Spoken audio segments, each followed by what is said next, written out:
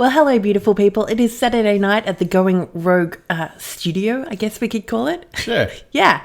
We were just hanging out on a Saturday night talking about politics because we're wild party people. And we were thinking about this term electability. What does electability really mean? It comes up over and over again. You see them going on and on about, the electability of Sanders, the electability of Warren. Warren seems pretty electable. Sanders, I don't know, he doesn't seem very electable. He doesn't seem very electable. I just, He's got that electability problem. But what does that mean?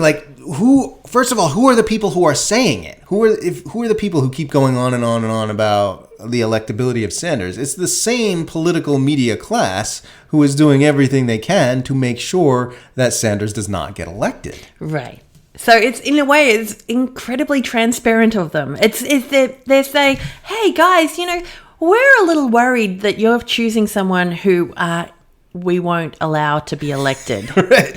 Yeah, it's just like, if you guys choose him, then we gotta stop that, and we're gonna come in and we're gonna rig the whole thing, and no one wants to see that. It's kind of, this is awkward. It would just be awkward for everybody if you could just not pick the one that we're going to sabotage. We'll just have to smear him and smear him and smear him, and then Trump gets reelected, and that would just be a really unfortunate event. So you guys probably should get someone who we will allow you to elect, like Elizabeth Warren. She seems pretty electable, I reckon. She seems very electable, and exactly the same as Bernie Sanders, we think.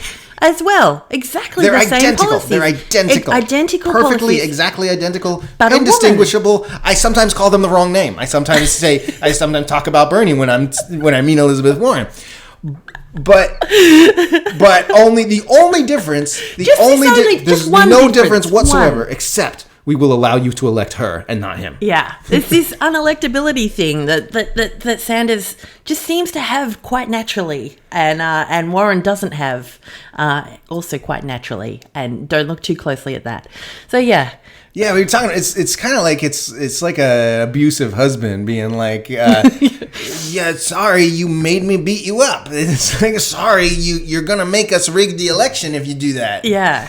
But it's also like, it feels like when your children come to the parents and say, I really want a bike. Can Santa get me a bike? And the bike are like, yeah, Santa might have had a few issues at work this year. Not understanding that Santa actually has full veto power and is one and the same as the parent they're talking to. And you ain't getting that bike. And you ain't getting Bernie Sanders. Yeah, the people who are talking about electability are the same people who are controlling electability.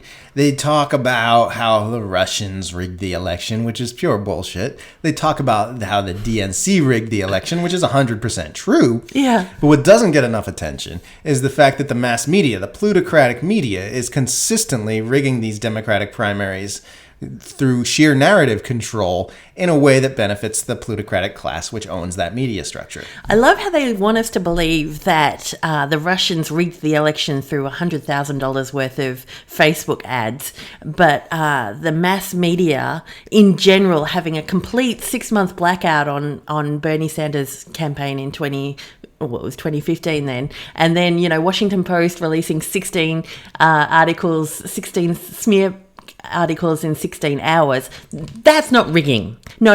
Don't even talk about that. When it's Russians, that's rigging. When it's us, hey, that's just, us, that's freedom, democracy, and that's the free press. Journalism.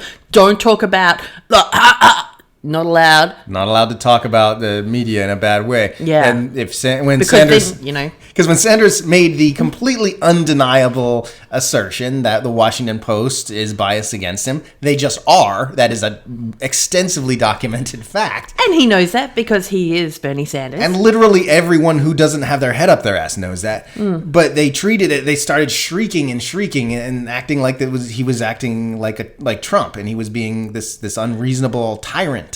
But that backfired, and it got a bunch of people who with histories in the MSM saying, yeah, actually they totally do pressure us to toe the establishment line and push a narrative which benefits the plutocrats who own the media. Right.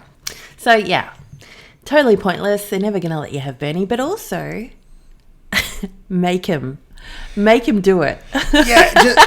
Force them to rig it, because really Sanders we talk about the reason we talk about Sanders so much is because not so much because we think one guy is going to make that much of a difference. It's not. Realistically, one guy can't do a whole lot. It's going to have to be a huge, massive revolution. Yeah. The reason that Bernie is interesting to us is that he forces them to stomp him down. It's pure narrative disruption, isn't it? Yeah, what interests us is the narrative disruption, the fact that it forces these narrative managers to lean way out of the shadows and into the light where we can see them and see their manipulations. Babbling about unelectability. Electability. Yeah, and how there's only two.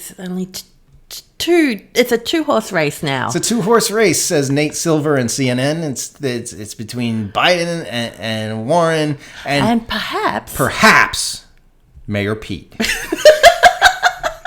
If he tries really hard. That's what CNN's thing said. maybe Mayor Pete, if he claws his way up, could turn it into a 3-way race. There's maybe who knows? Maybe there's someone else that we can't possibly mention. I can't think of it right now. Think. Oh, that name is not coming. But Mayor Pete. Yeah, one to watch. Anyway, we just wanted to fill you guys in on what we were talking about in the moment because we thought it was pretty funny. All right. So shine on, people. Free Assange. Yay.